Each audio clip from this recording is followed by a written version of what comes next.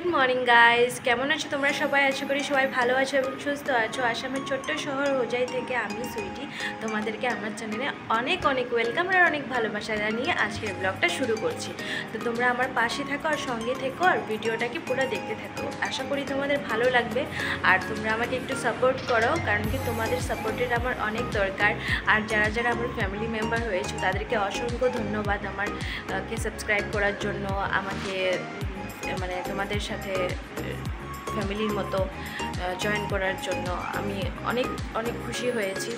আর এখন আমার 600 সাবস্ক্রাইব হয়ে গেছে, তো আমি অনেকটাই খুশি। এরকমই তোমরা আমার পাশে থাকো, আমার চ্যানেলটাকে সাবস্ক্রাইব করো আর ভিডিওটাকে লাইক করো, আমার এটাই চাই তোমাদের থেকে।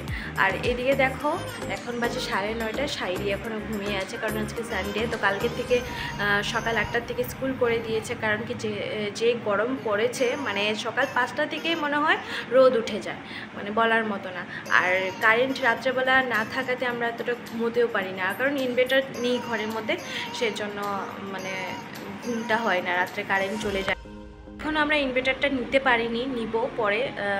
টাকা পয়সারও কিছু দরকার আছে, আর একটা ইনভার্টার কিনতে হলে না হয় 20-22 হাজার টাকা লেগে যায়। তো অতটা টাকা তো আমাদের কাছে থাকতে হবে, সে তারপরে কিনবো, সেই জন্য কষ্ট করি। একদিন না একদিন করতে পারবো ঠিকই।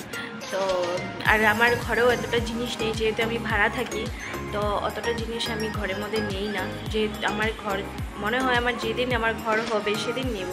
আর মাস পড়তেই ভাড়া দিতে দিতেই চলে যায়, এদিকে শাড়ির পড়ার খরচ আছে, অনেক কিছু, সেজন্য এইসব হয়ে উঠতে পারে না। কিছু জিনিস আশা করলেও সেগুলো নিতে পারি না। তো করবো আস্তে আস্তে, তোমরা যদি সাপোর্ট করো, পাশে থাকো, অবশ্যই সব কিছু হবে তোমাদের ইয়েতে। তো দেখো এখন শাড়ি ঘুমিয়ে আছে, তো ওকে এখন একটু উঠাবো না, আমি যাব স্নান করতে। আমিও শুয়েছিলাম, একটু আগে উঠেছি, ঘুমাইনি, মানে তারপরে এখন স্নান করতে যাবো, স্নান করে এসে পুজো দিব, তারপরে ঘরের যত সব কাজ করব। আমার সকালে উঠে আগে পুজোটা, মানে স্নান করে পুজোটা দিলে আমার মনটা শান্তি হয়। আর তারপরে দিয়ে দেখো ওইখানে থাল রাখা আছে, ওইটার মধ্যে তেঁতুল আছে, তেঁতুলের আচার করব বলে রেখেছি, এখনও করিনি, তো এইগুলোকে রোদ্রে দেবো। তো গাইস পাশে থাকো আর ভিডিওটাকে দেখতে থাকো, আশা করি তোমাদের ভালো লাগবে। আর আরেকটা কথা, আমার ব্লগ রোজ সকাল তোমরা 10টায় পেয়ে যাবে। তো আজকের থেকে আমি রোজ দিন ব্লগ দিব, প্লিজ তোমরা দেখো, ভালো, আশা করি তোমাদের ভালো লাগবে। লাইক করো, আমার চ্যানেলটাকে সাবস্ক্রাইব করো আর পাশে থেকো। তো দেখো আমি স্নান টান শেষ করে, পুজো উজো দিয়ে একদম শেষ করে তো আসলাম তোমাদের সামনে আবার। আর এদিকে দেখো আমি মিঠু সোনার সাথে বসে রয়েছি। দেখো মিঠু কি করছে এদিকে। মিঠু হাই বলো, হাই বলো। মিঠু, মিঠু, মিঠু দেখো ও কি খেয়েছে, আর দেখো মুখে লেগে রয়েছে। কি খেয়েছো তুমি? কি খেয়েছো? করে মোবাইলটা দেখেছে না, এর জন্য মানে একটু চুপ করে রয়েছে, শুনছে, শুনে কথাগুলো শুনে কি বলি না বলি। আর ওকে আজকে স্নানও করাতে হবে, কালকে জলটা অনেকটা গরম হয়ে গিয়েছিলো, সেজন্য স্নান করাতে পারিনি, আজকে জলদি জলদি করিয়ে দেব। তো এখন ঘরের অনেক কাজ রয়েছে, আজকে ভেবেছি একটু ঘরের কাজ করব, পরিষ্কার করব ঘরটাকে, কাপড় অনেক রয়েছে সেগুলো ধুতে হবে, এগুলো আস্তে আস্তে ধুবো, কারণ উপরে যাওয়ার মতো আমার ক্ষমতা নেই, এতগুলো কাপড় ধুলে উপরে যেতে হবে। আর উপরে তো আমি একদম যেতেই চাই না, যেভাবে গরম, আর উপরে উঠতে উঠতে আমার মানে একদম ইচ্ছেই করে না। এটাই মনে হয় আমার সবচেয়ে বেশি ভারী কাম আমার জন্য, একদম ভালো হয় না। মানে কাপড় ধুয়ে দিতে পারবো, অনেক কাপড় ধুতে পারবো, কিন্তু মেলতে যাওয়ার সময় আমার একদম ভালো লাগে না। তা চলো আমি জানলাগুলো খুলে দিই আগে। দেখো কাপড় রয়েছে, এগুলো ভাঁজ করতে হবে, আর এই জানলাগুলোকে খুলে দিই এখন। জানলাটা খুললে কি হয়, ঘরটা আলো থাকে। আর কালকে যে বাতাস দিয়েছিল না, অনেকটাই ভালো হয়েছিল। আর এদিকে দেখো শাড়ির জন্য 2টা ড্রেস এসেছিল পার্সেল, তো এটা একটু ব্লং হয়ে গেছে, সেজন্য এটাকে ঘুরিয়ে দিব, রিটার্ন করে দিয়েছি, এখন এসে শুধু নিয়ে যাবে। এই যে দেখো এই একটা ড্রেস নিয়েছিল, এটা হয়েছে কারণ কি ভেবেছিলাম একটু গুয়াহাটি যাওয়ার ইচ্ছে ছিল। গুয়াহাটি যাওয়ার ইচ্ছে ছিল মানে কি, আমি সাই বাবার মন্দিরে যাওয়ার অনেকই ইচ্ছে, এখন জানি না আমি যেতে পারবো কি না, বাবাই জানে না। আর অনেক ইচ্ছা জানো, কারণ শিরডিতে যেতে পারবো কি না সেটা তো বলতেই পারি না। গুয়াহাটিতে যাওয়ার ইচ্ছা আছে, তো সেখানে যদি যাই তোমাদের সাথে অবশ্যই আমি শেয়ার করব। আর বলতে পারি না, এটা বাবাই জানে যেতে পারবো কি না। তো সঙ্গে থাকো, ভিডিওটাকে দেখতে থাকো।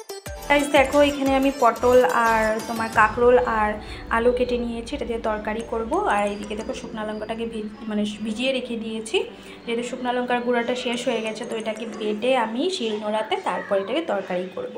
আর এদিকে দেখো ভাতটাকেও বসিয়ে দিয়ে অনেকটাই খিদে পেয়ে গেছে, সেই জন্য আগে ভাবছি যে এটা বানিয়ে ওকে খাওয়াটা দিয়ে নিই, তারপর দুপুরবেলা আবার কি আনবে সেটা তো বলতে পারি না, আনলে অবশ্যই রান্না করতে হবে।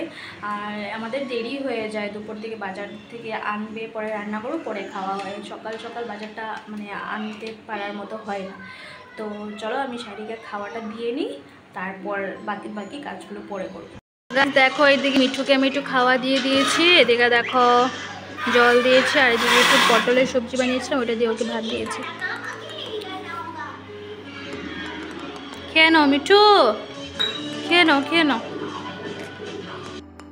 আর ওইদিকে দেখো শাইরিকেও দিয়ে দিয়েছি, শাইরিও এখন খেয়ে নিচ্ছে। আমি বিছানা গুছিয়ে নিয়েছি, এখন ঘরটাকে খালি ঝাড়ু দিব আর মুছে নিব। এদিকে দেখো একটু কাপড় রয়েছে, ওগুলোকে শুধু ধুয়ে দিলে বাস হয়ে যাবে। গুড ইভিনিং গাইস, তো এখন বাজে সন্ধ্যা 6টা, মানে সন্ধ্যা এখনও হয়নি, বিকেলই রয়েছে, আলো রয়েছে, তো দিনটা বড় হয়ে গেছে এখন। তো এখন আমি সন্ধ্যা দিতে যাব। আর একটু আগে আমরা একটা ভিডিও বানিয়েছি, ফানি ভিডিও বানিয়েছি আমি আর শাইরি মিলে। তো শাইরি দেখো এদিকে ড্রেস একটা পরে রয়েছে। তো এখন যাব, ঘুমাতে পারিনি কারণ কি এতটাই গরম ছিল, গরমের মধ্যে ঘুমানোটা একদম সম্ভব নয়।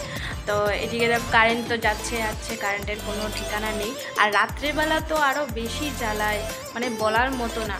আর তো সেই জন্য এখন আমি যাব সন্ধ্যা দিতে, সন্ধ্যা দিয়ে পুজো দিয়ে তারপর আবার আসবো, শাইরিকে পড়তে বসবো। তো চলো আমি সন্ধ্যাটা দিয়ে আবার আসি। হ্যালো গাইস, তো দেখো এখন বাজে 9:30 না 10টা বাজবে, আর এরকম জোরে তুফান দিয়েছে, মানে পুরা ঠান্ডা হয়ে গেছে ঘরটা। আর এদিকে দেখো দরজা জানালায় দেখো কীভাবে বাতাস দিচ্ছে। আর এদিকে দেখো মিঠু বসে রয়েছে আমাদের সাথে খেলছে, আমি বসে রয়েছি, এত ভালো লাগছে মানে বলার মতো না। এদিকে দেখো শাইরি বসে আছে, ওর এত ঠান্ডা লাগছে, আমার সব ওড়নাগুলো নিয়ে ও বসে রয়েছে। দেখো কিভাবে বাতাস বাইরে। বৃষ্টিটা তোমাদেরকে দেখাতে পারবো না কারণ কারেন্টও নেই, এটা আমাদের ব্যাটারি লাইট আছে, এটা জ্বলছে। আর এই দেখো একটু দেখতে পাচ্ছ, বৃষ্টির সাউন্ডটা শুনতে পারছো, এভাবে বৃষ্টি দিচ্ছে। ভালোই হয়েছে বৃষ্টিটা দেওয়াতে, একটু ওয়েদারটা মানে ঠান্ডা হয়ে যাবে। আর এতটাই গরম দিয়েছিল মানে বলার মতো না, মানুষের অবস্থা একদম খারাপ হয়ে গেছে। যারা তো কাজে থাকে বাইরে, তাদের তো কথা বলেই লাভ নেই। আর একটু আমিও মামা বাড়িতে গেছিলাম, আমার ঘরে গেছিলাম, তো ওইখান থেকে তোমাদেরকে দেখাতে পারিনি। আর এসে এখন ঘরে ঢুকলাম, আর তারপরেই বৃষ্টিটা শুরু হয়ে গেছে। ফার্স্টে বাতাস দিয়েছিল তুফানের মতো একদম, তারপরে যে বৃষ্টি শুরু হয়েছে। এখন এটা কয়টা পর্যন্ত থাকে সেটা বলতে পারি না, বেশি টাইম দিলে একটু ভালো হবে, কারণ যা রোদ পড়েছে কালকে জানি না কী হবে। আর ওদের স্কুলও, শারীরিক স্কুলও কালকের থেকে 8টার থেকে করে দিয়েছে, এখন সকাল সকাল উঠতে হবে, নিয়ে যেতে হবে ওকে স্কুলে। আর এরকম রোদ্রু পড়লে মানে যদি স্কুলটা বন্ধ দিয়ে দিত ভালোই হতো এখন, কিন্তু কিছু করার নেই। তো চলো এখন বৃষ্টিটা আসছে, এখন বৃষ্টিটা আমরা এনজয় করি, তারপর তোমাদের সাথে আবার দেখা করছি। তো গাইস লাইটটাও নেই, কারেন্টও নেই, লাইটের প্রবলেম, অন্ধকার দেখা যাচ্ছে। তো এখন তো বৃষ্টিটা শুরু হয়েছে, কখন থামবে কখন কমবে সেটা তো বলতে পারি না। রাত্রে যদি বৃষ্টিটা হয় আরও ভালো হবে, ঘুমোতে আরাম হবে, কারণ আমার বৃষ্টি হলে ঘুমোতে অনেকই ভালো লাগে বৃষ্টির সাউন্ডটা শুনে। তো আজকের পর্যন্ত এতটুকুই রইল। তোমাদের ভিডিওটা কেমন লাগলো অবশ্যই কমেন্টে জানিও, ভালো লেগে থাকলে একটা লাইক প্লিজ করে দিও, কমেন্ট করো, শেয়ার করো। আর যদি চ্যানেলটাতে নতুন হয়ে থাকো প্লিজ চ্যানেলটাকে সাবস্ক্রাইব করো। আশা করি তোমাদের ভালো লাগবে আমার ভিডিও, আর তোমরা আমাকে একটু সাপোর্ট করো, পাশে থেকো। তো আজকের জন্য tata, bye bye, good night, সবাই ভালো থেকো। কালকে আবার দেখা হচ্ছে নতুন একটা ব্লগের সাথে।